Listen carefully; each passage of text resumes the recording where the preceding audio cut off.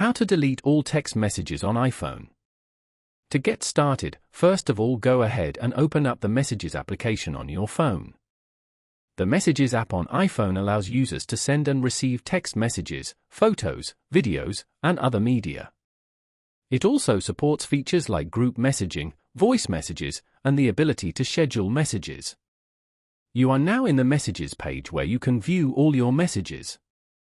On this page, tap on Edit at the top left corner. Then, tap on Select Messages. After that, select the messages that you want to delete. Over here, tap on Delete at the bottom right corner. And then, tap on Delete again to confirm.